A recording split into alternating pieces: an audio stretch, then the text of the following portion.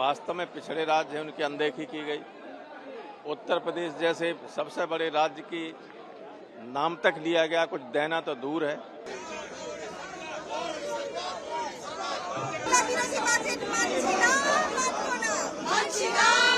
हरियाणा के लिए इस बजट में कुछ भी नहीं, झारखंड के लिए इस बजट में कुछ भी नहीं है, पंजाब के लिए इस बजट में कुछ भी नहीं, राजस्थान के लिए कुछ भी नहीं है, उत्तर प्रदेश के लिए कुछ भी नहीं। महाराष्ट्र उत्तर प्रदेश ने आपको चुनाव हरा दिया लोकसभा में, तो आप बजट में उसको कुछ देंगे नहीं।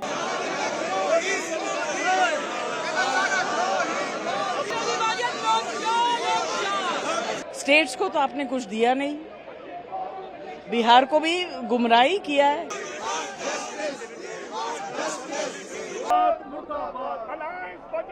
इस देश का हर वर्ग निराश हुआ है, मात्र दो व्यक्तियों को छोड़ के, नीतीश कुमार और चंद्रबाबू नायडू।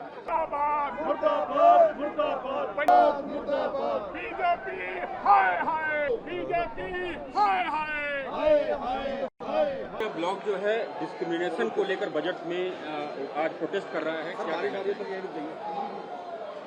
एक तो जो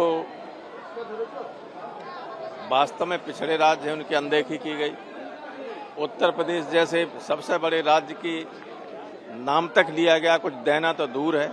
केवल प्रधानमंत्री को दे दिया गया झुनझुना और कुछ भी नहीं। और इसके अलावा जो चाहिए लोगों को, सरकार बचाए रखने के लिए कुछ को तो पैसा दे रहे हैं, दूसरों का हिस्सा काट रहे हैं। बहुत ही नाइंसाफी है। देखिए, ये बजट पूरी तरह से सरकार बचाओ बजट है।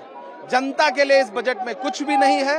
सिर्फ सरकार जिन जिन बैसाखियों पर टिकी हुई है उन राज्यों के लिए इस बजट में कुछ भी नहीं, झारखंड के लिए इस बजट में कुछ भी नहीं है, पंजाब के लिए इस बजट में कुछ भी नहीं, राजस्थान के लिए कुछ भी नहीं है, उत्तर प्रदेश के लिए कुछ भी नहीं। महाराष्ट्र उत्तर प्रदेश ने आपको चुनाव हरा दिया लोकसभा में, तो आप बजट में उसको कुछ देंगे नहीं। कौन सा बदला ले रहे हैं मोदी जी? आप वित्त मंत्री जी कौन सा बदला ले रहे हैं, ये देश को बताएं।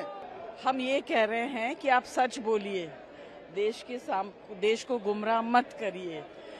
यूथ को जो आपने प्रॉमिस किया है नौकरियों का, जो पहले से लोग वेट कर रहे हैं, क्या उनको भी अकोमोडेट करके किया है या ये अलग से 50,000 है? ये सब बेकार की बात है। How are you going to create these jobs? States को तो आपने कुछ दिया नहीं, बिहार को भी गुमराही किया है। क्या दिया है बिहार को?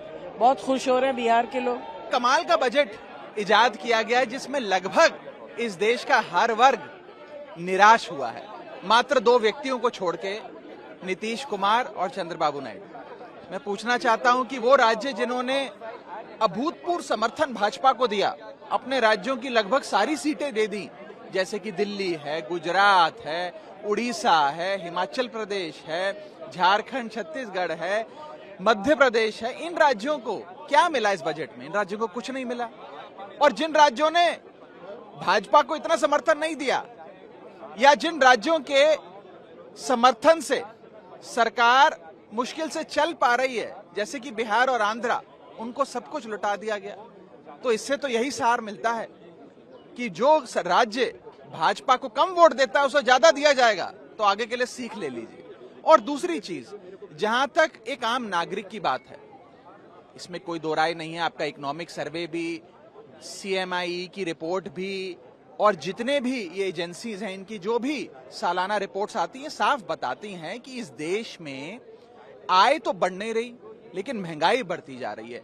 अगर आय महंगाई के अनुसार नहीं बढ़ेगी तो इस देश का हर नागरिक एक महीने से गरीब होता जा रहा है। और उसके ऊपर निवेश करने वाली जो एक बहुत बड़ी तादाद थी इस देश में, उसको लाचारी के कगार पे लाकर सरकार ने खड़ा कर दिया, जिसमें सबसे बड़ा, मैं कहूंगा, बॉडी ब्लो इस देश के इन्वेस्टर्स को दिया गया है, वो है इंडेक्सेशन की।